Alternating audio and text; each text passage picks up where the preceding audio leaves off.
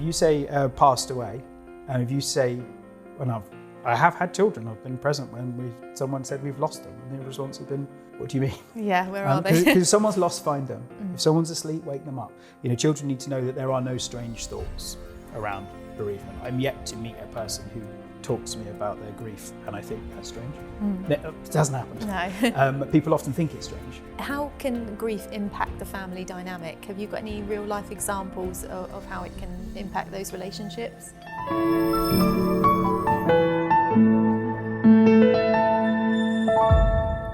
Hello, my name's Hannah and you are listening to the Life and Loss podcast, where we'll discuss difficult topics including living with a life-limiting illness, dying, death and bereavement. Today I'm joined by Leo, a social worker from Forest Holme Hospice. Welcome back, Leo. Hello. Thank you. And in this episode we will explore how children understand and cope with death. So Leo, when I spoke to you previously, we spoke about sort of discussing a terminal diagnosis with a child and how they might cope with that. But if that person then dies, how would you begin that conversation with the child? Well, I think that for a family, when they're talking about death, when they're telling a child that someone they love has died, there are broad pieces of advice, and I think the broadest, most clear piece of advice is to be clear about that, and to be honest, to explain what happened, how it happened, to allow a child time to ask questions, and to appreciate that initially a child might not know exactly what they're supposed to ask or what they want to know, and that's a conversation that happens over time. I think it's important with children that you use clear language. I think we talked about that before, and I think if you can avoid euphemisms when talking about death and dying, that's really important. When I talk to children about death and dying, I use the words dead, I use the words died, I use the words dying, and I think that should be okay. Yes. Because it's the clearest, most kind of helpful way for me to communicate with kids. Some adults find that really hard, and they worry about using certain words around death and dying, and I'm not going to tell people what words to be comfortable with, but I would encourage people to use clear language and to explain what dead means, because we can make all sorts of assumptions about what kids' understanding might be, but we need to be clear about what it means, and we need to explain that carefully and thoughtfully in a way that's appropriate for the child, and in a way that's appropriate for their age as well. And would people say something like, oh, they've gone away? Would that confuse a child? Yeah, well, that's why you avoid euphemisms, I think, particularly with young kids. If you say passed away, and if you say, well, I have had children, I've been present when someone said we've lost them, and the response has been, what do you mean? Yeah, where are they? Because if someone's lost, find them. If someone's asleep, wake them up. If someone's passed away, what does that mean? I think passed away is one that I would say actually needs a little bit kind of clearer thought around, because actually that might be referring to what a person or a family believe happens after someone dies. Yes. And be clear about that and explain that clearly. And I think that's important, but in general, it's useful to avoid euphemisms that are unhelpful. They might be helpful for us as adults to find the conversation more comfortable or easier or whatever we want it to feel like, but there isn't a way to avoid saying that someone's died. One of the reasons for that, I've worked with a young person who I would often talk to them about their parent who died. And one day they said, I find it really upsetting that you keep saying my parent's dead. And I say, why is that? They say, because we don't use the word dead. Okay. And I think that's okay, but I'm going to carry on using it. I'm really sorry it's upsetting because I haven't got a different word for it. And I sort of said, maybe it's good that you had that conversation with me, because I'm not the only person that's ever going to say the word dead when talking about a parent, or I'm sorry that your parent died. And if someone's trying to express sympathy for someone, saying, I'm really sorry that your mum died, I think it would be really sad for that child to be offended by that. So I try and encourage parents to remove some of the taboos as much as possible. Yes. And it's very easy for people, I think working where we work, in palliative care and in hospices, to be quite used to using language and to assume that everyone else is. So I accept that not everyone's comfortable with it, but I think there's good reasons for being clear with kids. Yeah, absolutely. So how would you support a young child through the grieving process? Well, I would try to remember that it's a process. It's not, grief isn't an event. There isn't a beginning, a middle and an end. And there isn't a place that as adults we're supposed to get children to and say, haven't they done well? They're not grieving anymore. My hope when I meet an adult or a child or a young person who's grieving isn't that when I say goodbye to them, they won't be grieving anymore. That's not, I wouldn't imagine I could do that. I don't imagine I have a clever thing to say or something special that's going to take away that person's grief. My role is to help people to live with their experience. And part of that is helping them understand their experience. And then hopefully they get to live well with their experience. Now I can say that from a position of confidence because I've seen lots of young people and children do that. I've seen lots of bereaved young children and families go on to live really well with that experience. So my job is to be professionally hopeful and optimistic, but I do that based on my experiences, not based on a kind of blind optimism. That takes time. Time on its own doesn't do anything, but it gives people the space to do the really hard work of learning to live with their new experiences, their new way of living, their new kind of ways of doing things, the things that are challenging, working out how you adjust, how you approach things differently, where you get support from, how you take care of each other, how you take care of yourself. And those are things that children and parents need to learn together, and it takes time. So my advice for supporting a child through grief is remember that you don't have to get it all right on the first day, in the first conversation. You do hopefully have time to revisit those conversations. And what a child needs in the early days of a bereavement is going to be very different to what a child needs years after a significant loss. Initially, a young child might need to know who's going to take them to school next week. They might need to know who is going to be able to do their plats. They might need to know who's going to pick them up or drop them off there. They might need to know that some of the really important things you had planned or that you normally do are going to happen. They might need practical reassurances. So a very young child might not be looking to the future and thinking about all of the future loss that we might see when we look at a kid. So if we see a young bereaved child, we might think, oh, their parent isn't going to be there when they pass their exams, when they learn to drive, when they get a job, when they fall in love, when they meet their important person. They're not going to have their parent there for that. I would suggest a very young child isn't going to think that. No. They're going to be thinking probably going to be thinking very immediately about who's caring for me, who's looking after me, where's my support. And I would suggest that reassuring that the ordinary support is there is really important. I think that's why having access to adults who aren't grieving is helpful. So school, routine, clubs, friends, family friends, they all really help.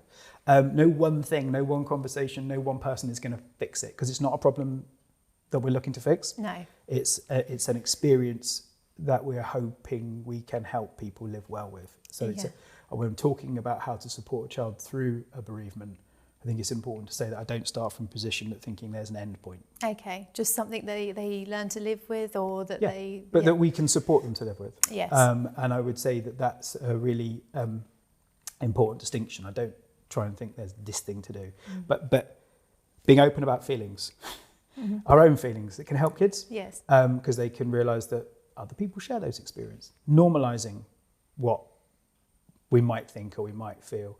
Children need to know that there are no strange thoughts around bereavement. I'm yet to meet a person who talks to me about their grief and I think that's strange. It doesn't happen. No. People often think it's strange. People often say, I feel like I'm going crazy. They don't sound crazy or like they're thinking anything unusual to me. It sounds like someone who's grieving. And I think they need to know grief is difficult. It takes as long as it takes. They're not supposed to be okay. Crying's okay. Yeah. Being sad is okay. Being okay is all right. It's actually really good. Being happy is okay. Yes. If they get the opportunity to be okay, take it. And I think we're good, hopefully, we are good as adults in letting children enjoy things when they get the chance. I think we give kids a license that we don't often give ourselves as adults. If a child is having a difficult time, if a child is bereaved, and they want to go out with friends and play football or go to the cinema or go to a party, we say, please go and enjoy yourself. Yeah. If you don't enjoy yourself, you can come back, but please go and enjoy yourself. So we kind of give children permission to be all right in a way that I don't think we always do that for ourselves. No. And it's really, that's one of the things that I think kids find useful and helpful. And it's an important thing to remind children that they're allowed to be okay. And to go through the basic things that I think we talked about before, that nothing that happened was your fault. You didn't cause anything to go wrong. Nothing you said or did made that worse.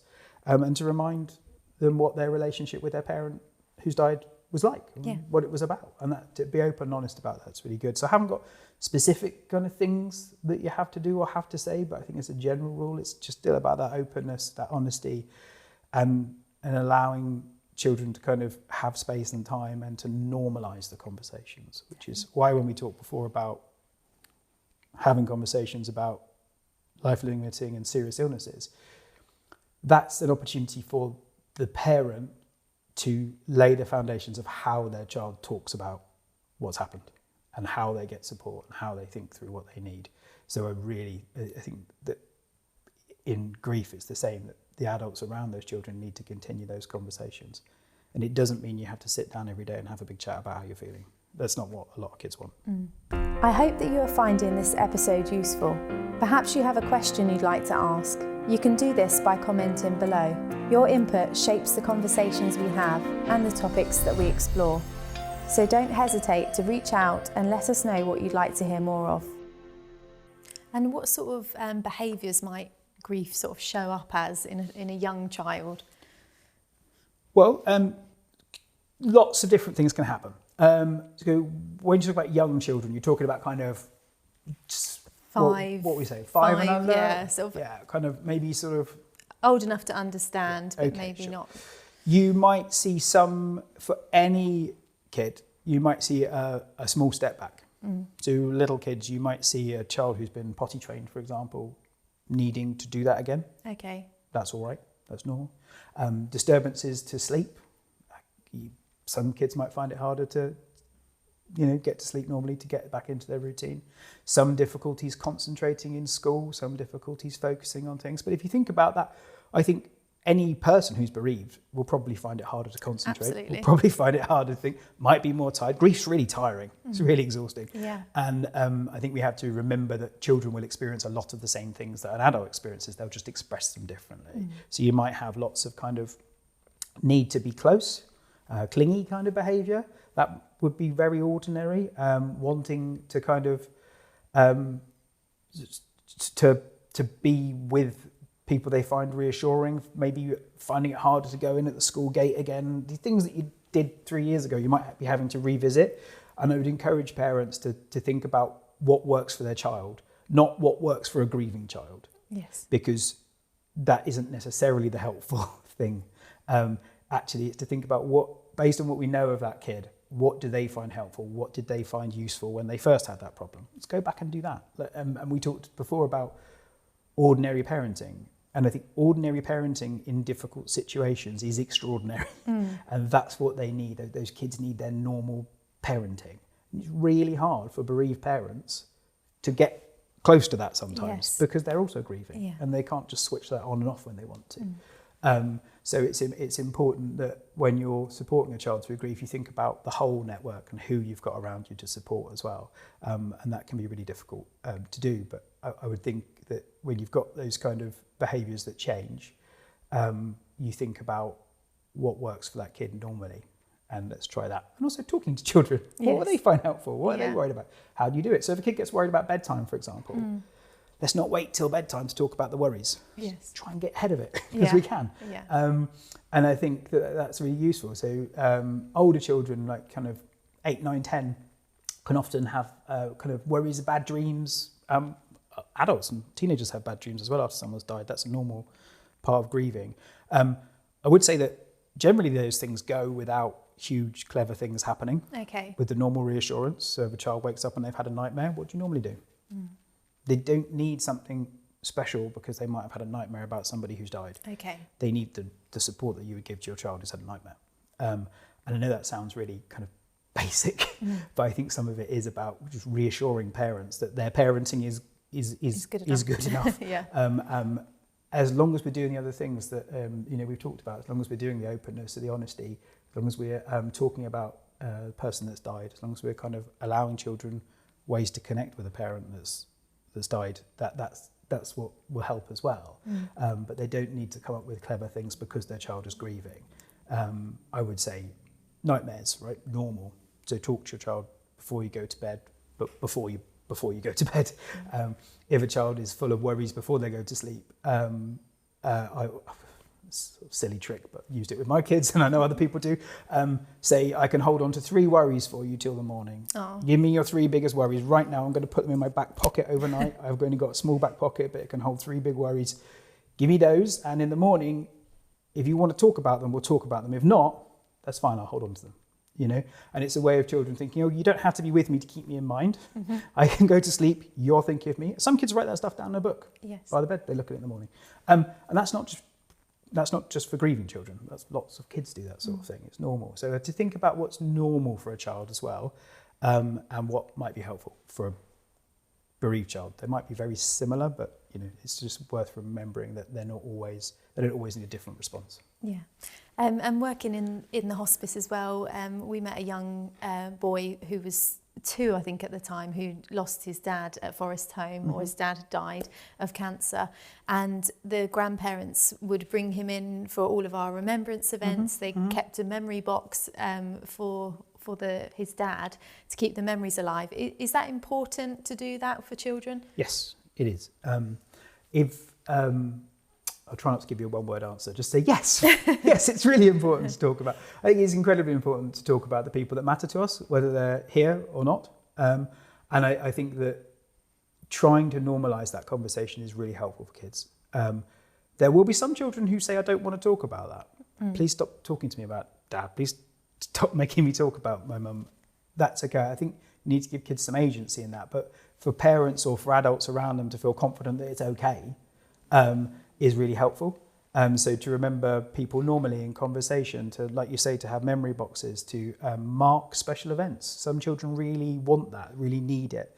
Some children need a special place to go to remember.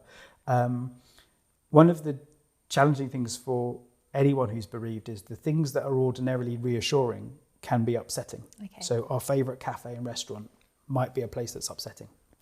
Our favourite beach that we walked on might be somewhere we don't want to go back to. The favourite music that we liked might make us cry, right? So these things that we normally go to for support might feel undermining, and it's helpful to kind of have a balance of allowing kids to connect with those memories in a way that is natural, but also to think about what's helpful for them now as well. So to have a conversation about how they want to mark a birthday or an anniversary of a death. Some people, the anniversary of death is really important. Other people, they just would rather treat it like a normal day. And the big days, people tend to get really worried about anniversaries, or how do I support my kids on this day? How do I support them at their birthday? How do I do this? So, well, that big day is another day. Yes. You were grieving yesterday and will be grieving tomorrow. That day is, how to do it because you do it all the time. Yeah. And frequently when people do the big day, they say, it was actually all right. We did the thing we planned and actually it was nicer than we thought. Or we didn't do the thing and it was terrible. Or we did the thing, but you learn what works for you as a family. And I think that takes time and effort. Yeah. So memory boxes, photographs, letters that are written by the parents. Some parents leave letters for children. That's really helpful if a parent's able to do that, if they have the time and the emotional kind of space and resource to do it. That can be really supportive for kids. But sometimes I've had letters written by friends of a parent about their parent, so that those kids have an idea of who their parent was and what sort of relationships they had. So those sorts of things are really important. And we talk about it as like a continuing bond. How do you continue that relationship? Because a relationship doesn't end because somebody's died. And that's maybe one of the very painful things about grief is where do I put that? Yes. Where do those emotions go? How do I express that relationship? And taking time to help kids work out how they express it is really important. And that can be through conversations and through giving kids knowledge of who their parent was. One little girl, I remember, she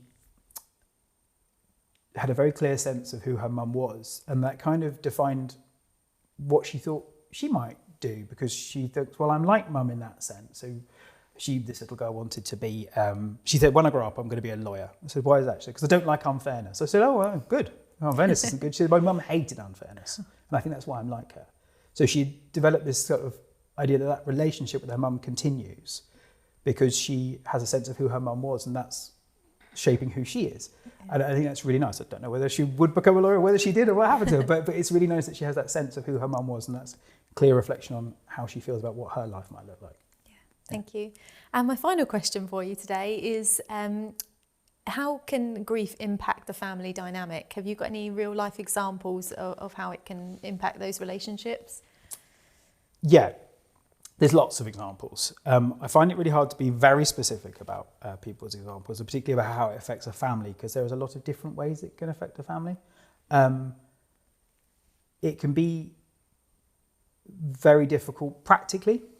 So you have to think about the fact that circumstances might change, and secondary losses for children are really important to think about. If you have to, if you have a change of economic circumstances, you have to move area, you're not able to access the same things or the same friends or the same places, that can be really challenging for a family. But I think that's very unique to the individual family. I would say more importantly is to think about what the experience of those individual children is. So to think about how grief impacts kids, like a good example is, we've talked a lot about being open, being honest, being clear with children, giving them explanations so they have an understanding of what's happened. And we talked previously about young children feeling they can be responsible for what happened. And a good example of that is a young carer I worked with. He's a child, but he was in a position where he was a young carer. He was supporting his mum, who had a terminal illness. He helped her with getting cups of tea, making crumpets for her, making sure she had things to hand. He would sometimes go and bring things to her and get her the things she needed as she became less well and less mobile. They lived together, it was just them. And as she became less well, his ability to help her reduced because it was just harder to support her. And one day he burnt some crumpets, so people got really worried and told him not to use the toaster. So he wasn't able to do that anymore. And then someone worried about him carrying a kettle and doing these things, so they tried not to do those things. At the same time, his mum became less well and came into a hospice that I worked in and died. And for him, as a young child, he was under 10, his understanding was that he hadn't been able to care for mum. And because he hadn't been able to care for her, she got less well. And because she got less well, she went into a hospice and died. Mum died in his head because he burnt some crumpets. And that's where it started. So the impact on him was that he felt responsible. So the impact of grief is really wide, but I'd think about the individual child. The impact for him was that he felt responsible for not having cared for his mum, and he thought his mum had died because he hadn't done a good enough job. So our work as adults was to help his understanding, was to unpick that, was to do some work retrospectively about what was wrong with mum, what had happened, what her illness was, how that progressed, to help him understand. And he was able to say, no, I wasn't responsible for that. She died because she had cancer. She died because this happened. She went into the hospice because she was less well. And I think to think about what happens for a family is really broad. It can be very difficult, like that experience I mentioned. It can be a long period of readjustment, working out what life looks like now, adjusting to new roles, taking on new responsibilities, trying different things. The main thing I would say is that I do see families learn to live with their experiences, and I do see families and young people learn to live well with those experiences. It takes time and it takes work. Yes. And sometimes the work is finding out how to be okay. Yes. The difficult parts of the bereavement will be there. People don't have to look for that. That's there. The work is looking for the places where people are okay and people are all right. So the impact on a family can be really varied and broad. I'm sorry I can't be totally specific because it's impossible. But I think it's what I would ask people to do is to think about the individual impact on those children and what they need from the adults around them. And I would encourage adults to get support if they need it, because sometimes people say, oh, this child needs help. And when you talk to a family, actually what they need, their parent needs some support to parent because they're going to be the best support. Someone like me might be helpful, but we're not there every day. We're not there having the conversations. And we're not necessarily the people that children want to or need to have the conversation with. So if we can help parents to do what they need to do, that's a really effective way of supporting families. Yeah. Thank you so much, Leo. You're welcome. And thank you for listening to another episode of Life and Loss. If you'd like some more information on our charity, you can visit our website, which is www.forestholmehospice.org.uk. Thank you for listening. If you found this episode useful, click the subscribe button. Share this episode with a friend or a loved one. And don't forget to give us a like and share your thoughts in the comments. Your support means so much.